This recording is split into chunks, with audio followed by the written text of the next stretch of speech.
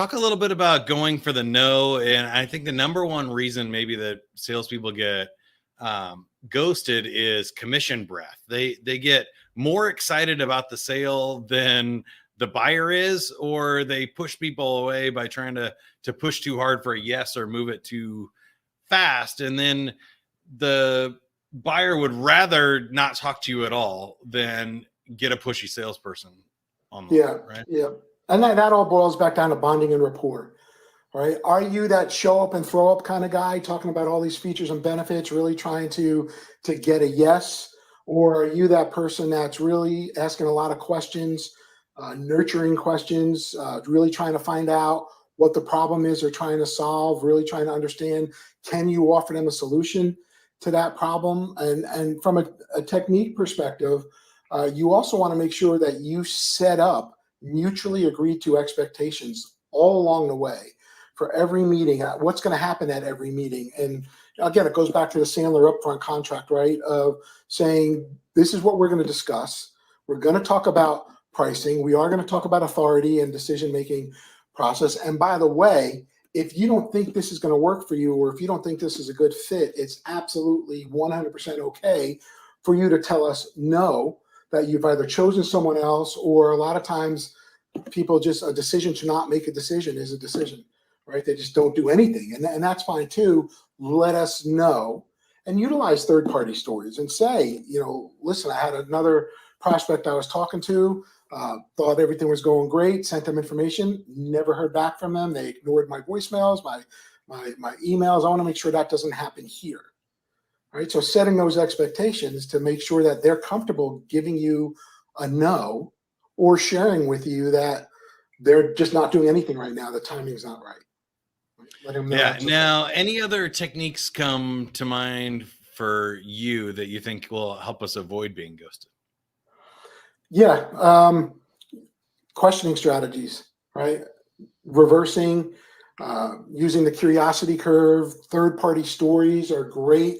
A third-party story can very easily take the place of a pitch, where you're not pitching something, but you're sharing information on how you helped others in a similar situation. A third-party story also enables you to share with them that one of your biggest fears is getting ghosted, sharing all this information, not getting a response, and you want to make sure that doesn't happen here. What can we do to make sure that doesn't happen, right? So you're kind of setting that expectation up front. And at Sandler, we talk a lot about the 5 seconds of guts, right? It takes guts. It definitely pulls you out of your comfort zone. I have salespeople tell me all the time, I could never give a prospect permission to tell me no. What if they tell me no? And they don't realize that is such a major win for them. To get a no early is like the second best thing you can hear on a sales call. I love that Sandler rule for sure. No is the second best answer most of the time, especially a quick no. And that was my favorite technique. I think biggest fear is huge, of just saying, hey, my biggest fear is I'm going to follow up with somebody that doesn't want to be followed up with, or I'm going to be bugging you and interrupting. So you tell me, when would you like me to follow up with you, or when will you have an answer? And then my favorite reverse you mentioned, a second to inspect that, is, what do we do if that doesn't happen? So if they're like, yeah, we'll call you back on Monday and let you know what we decided. Okay, perfect. What if I don't hear from you on Monday? Should I call you? Give it a couple days. What would you like me to do if I don't hear from you on Monday?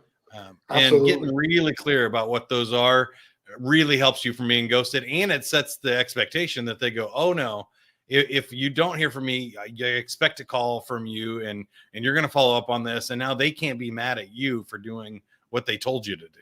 Right. Or even saying, when they say we're going to call you on Monday, say, hey, let's do this. Let's take 30 seconds. Let's take out our calendars. And so I know what time to expect your call, so I can make sure I'm available. And this way we're not chasing each other with voicemails and texts and emails. And if they're not willing to do that, they might not be that serious when you really think about it. Right.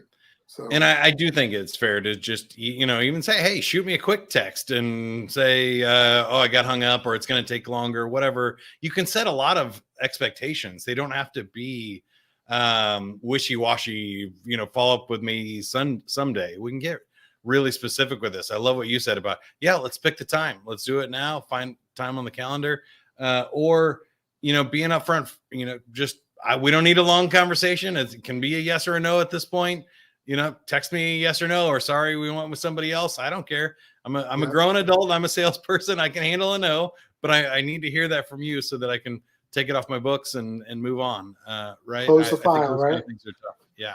We know at Sandler, no stands for next opportunity, right? So give them that permission to tell you no. And, I also tell a lot of my clients too, that as you're going through this process and as you're getting out of your comfort zone and asking these questions and utilizing third-party stories and, asking them to take out their calendar so you can book that next conversation. As you're doing that, you're building great trust with your prospect. And they might say things that you'll never hear. They might say, after they hang up a call with you, wow, he was pretty thorough, asked me some great questions, really challenged us and made us think and took control of the conversation. That's the type of people we want to work with.